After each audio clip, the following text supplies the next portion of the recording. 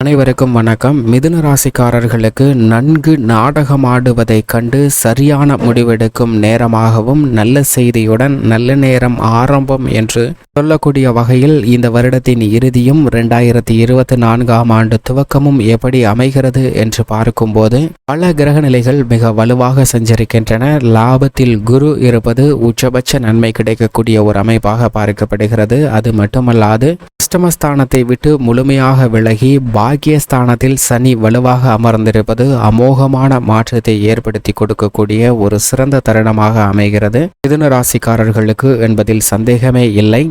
நன்கு நாடகமாடுவதைக் கண்டு முடிவெடுக்கும் நேரமாகவும் நல்ல செய்தியுடன் நல்ல நேரம் ஆரம்பிக்கும் தருணமாகவும் இந்த வருடத்தின் இறுதியில், அதாவது 2023ஆம் ஆண்டின் இறுதியும் 2024ஆம் ஆண்டு துவக்கமும் எப்படி அமைய போகிறது என்பதை சற்று விரிவாக பார்க்கலாம். அதாவது 27/12/2023 முதல் 2/1/2024 வரை எப்படி அமைகிறது, இந்த 7 நாட்கள்ல கிரகநிலைகளின் அமைப்பு எப்படி உள்ளது என்று ஆராய்ந்து பார்க்கும்போது முழு சுப கிரகமும் தோஷமற்றவருமாக இருக்கக்கூடிய குரு மேசராசியில் விரைவாக நன்மைகளை அள்ளித்தரக்கூடிய ஒரு அமைப்பில் வக்ர நிவர்த்தி பெற்று நேர்கதியில் சஞ்சரிக்கிறாருங்க. குரு தனது பலத்துடன் சஞ்சரிப்பது வரவேற்கத்தக்க ஒரு அமைப்பாக பார்க்கப்படுகிறது. ஏனென்றால் குருவினுடைய இந்த மாறுதல் பல்வேறு வகையில நன்மையை அள்ளி கொடுக்கக்கூடிய ஒரு அமைப்பாக பார்க்கப்படுகிறது. எனவே குரு பகவான் எதிர்பாராத நல்ல பல அதிர்ஷ்ட யோக வாய்ப்புகளையும் முன்னேற்றத்தையும் கொடுக்கக்கூடிய ஒரு வலுவான அமைப்பில் சஞ்சரிக்கிறாருங்க. இது வரவேற்கத்தக்க ஒரு அமைப்பாக பார்க்கப்படுகிறது. சந்திரனை பொறுத்த வரைக்கும் மிதுனம், கடகம் மற்றும் சிம்மம் ஆகிய ராசிகளில் சஞ்சரிக்க போகிறாருங்க. சந்திரன் ஆட்சி பலம் பெறக்கூடிய ஒரு வாரமாக இந்த வாரம் பார்க்கப்படுகிறது. பல்வேறு விதமான காரியங்கள்ல இருக்கக்கூடிய நெளிவு சுழிவுகளை கண்டு அவற்றை எப்படி சரிவர நேர்த்தியாக செய்வது என்ற ஒரு சிறந்த வலுவான ஆற்றலை கொடுக்கக்கூடிய வகையில் சந்திரன் ஆட்சி பலம் பெற்று சஞ்சரிக்கக்கூடிய வாரமாக பார்க்கப்படுகிறது. எனவேதான் இந்த வாரத்தில் பல தடைகள் விலகி எதிர்பார்க்கக்கூடிய நல்ல முன்னேற்ற வாய்ப்புகள் நிறைந்து கிடைக்க போகிறதுங்க. 2024ஆம் ஆண்டின் துவக்கத்தில் எதிர்பார்க்கக்கூடிய மாற்றத்தை மகிழ்ச்சியாக பெறக்கூடிய ஒரு தருணமாக சந்திரன் அமைத்து கொடுக்க போகிறார். சந்திரனின் அமைப்பு பல்வேறு விதமான காரியங்களை வெற்றிகரமாக செய்து முடிக்கக்கூடிய ஒரு அமைப்பாக பார்க்கப்படுகிறது. கன்னிராசியில் மோட்சக்காரகரான கேது சஞ்சரிக்கிறாருங்க. கேதுவின் அமைப்பு அவரது சமகிரகமாக இருக்கக்கூடிய புதனின் ஆட்சி வீடான கன்னிராசியில் சஞ்சரிப்பதால் பல தடைகளை விலக்குகிறது. அதிலும் குறிப்பாக எதிர்மறையான கவலையான பயங்களை நீக்கி ஒரு செயல் செய்வதற்கு முன் அந்த செயல் குறித்த எதிர்மறையான சிந்தனைகளை தோற்கடிக்கிறாருங்க கேது. எனவே ஒரு செயலை துணிந்து செய்து அதில் வெற்றி பெறுவதற்கான வாய்ப்பை நிறைந்து கொடுக்கிறாருங்க. இது வரவேற்கத்தக்க ஒரு அமைப்பாக பார்க்கப்படுகிறது. மற்றொரு நிழல் கிரகமாக இருக்கக்கூடிய ராகு குருவின் ஆட்சி வீடான மீன ராசியில் சஞ்சரிக்கிறாருங்க. ராகு சமபலம் பெற்ற குருவின் ஆட்சி வீட்டில் சஞ்சரிப்பதால் பல தடைகளை தகர்த்தெறிகிறாருங்க. நீங்கள் திட்டமிடக்கூடிய காரியங்கள் அனைத்திலும் எதிர்பாராத நல்லதொரு மாற்றத்தை ஏற்படுத்தி கொடுக்கக்கூடிய ஒரு வலுவான அமைப்பில் சஞ்சரிக்கிறார். எனவே இந்த வருடத்தின் இறுதியிலும் 2024ஆம் ஆண்டின் துவக்கத்திலும் நல்ல ஒரு இனிமையான தருணமாக அமைவதற்கான வாய்ப்பை நிழல் கிரகமாக இருக்கக்கூடிய ராகு கேது நிஜ வாழ்க்கையில் சமபலம் பொருந்திய கிரகநிலைகளில் சஞ்சரிப்பதால் நிறைந்து கொடுக்கக்கூடிய ஒரு இனிமையான தருணமாக பார்க்கப்படுகிறது. அதே போன்று சுக்கிரன் விருச்சிக ராசியில் வலுவாக சஞ்சரிக்கிறாருங்க. சுக்கிரன் விருச்சிக ராசியில் சஞ்சரிப்பதோடு மட்டுமல்லாது அறிவுக்கு அதிபதியும் வித்யாகாரமாக இருக்கக்கூடிய புதனுடன் இணைந்து சஞ்சரிக்கிறாருங்க. ஏனென்றால் இரு சுப கிரகங்களும் இணைவது இந்த வாரத்தில் ரெட்டிப்பு நன்மை கொடுக்கக்கூடிய ஒரு அமைப்பாக பார்க்கப்படுகிறது. ஏனென்றால் ஆட்சி பலம் பெற்று சஞ்சரிக்கிறார் சந்திரன். அப்படிப்பட்ட இந்த தருணத்தில் சுபகிரகமாக இருக்கக்கூடிய சுக்கிரனும் புதனும் இணைந்து சஞ்சரிப்பது ரெட்டிப்பு நன்மையை உருவாக்கக்கூடிய ஒரு தருணமாகவும் மகிழ்ச்சியாக பல நன்மைகள் நிறைந்து உருவாகக்கூடிய ஒரு தருணமாகவும் பார்க்கப்படுகிறது.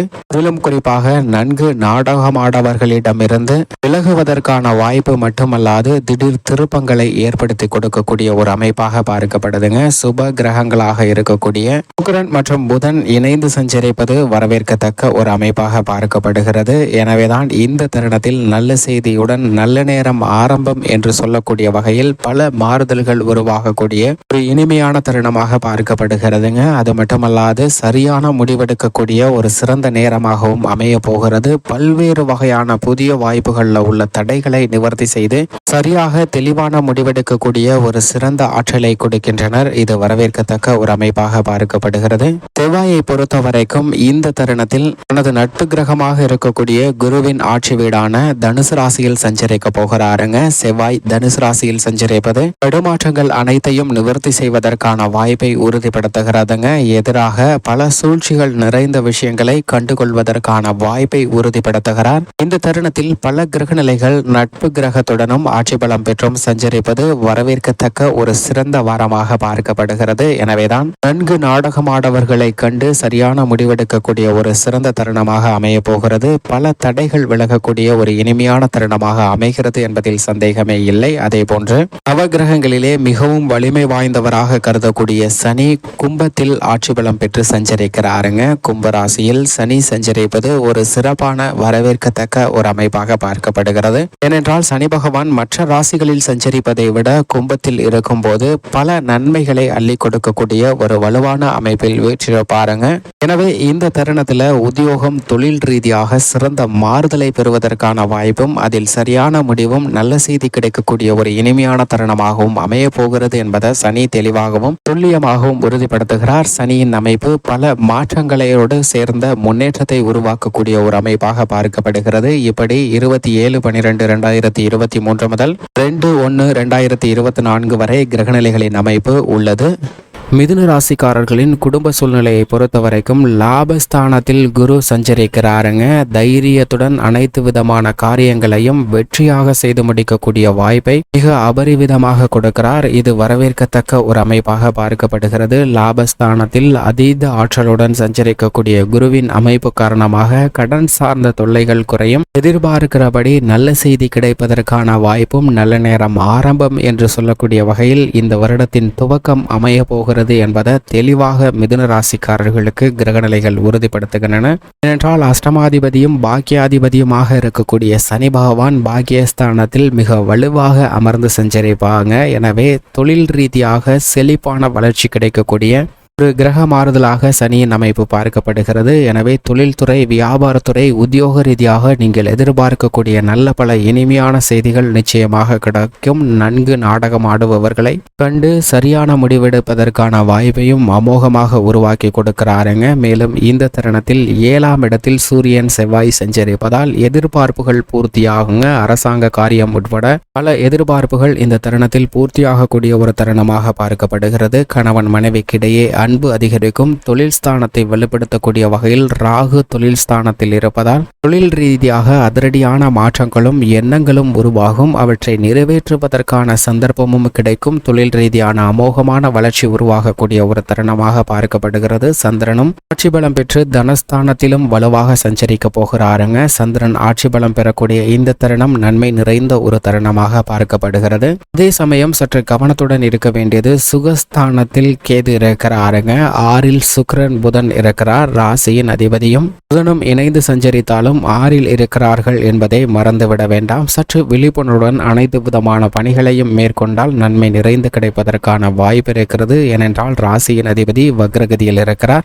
எதை செய்தாலும் ஆலோசித்து செய்ய வேண்டிய ஒரு தருணமாக பார்க்கப்படுகிறது. மேலும் சாதகமாக மாற்றிக்கொள்ள நிச்சயமாக சுற்றுலாக்கள், ஆன்மீக சுற்றுலாக்கள் மேற்கொள்ளுங்கள். மேலும் புது வருடத்தின் முதல் நாள் அருகாமையில் உள்ள ஆலயம் சென்று தீபம் ஏற்றி வழிபாடு செய்யுங்கள். நிறைந்த நன்மையும் முன்னேற்றமும் உங்களுடைய வாழ்வில் நிச்சயம் இனிதாக கிடைக்கும் என்பதில் சந்தேகமே இல்லை. மிதுன ராசிக்காரர்களுக்கு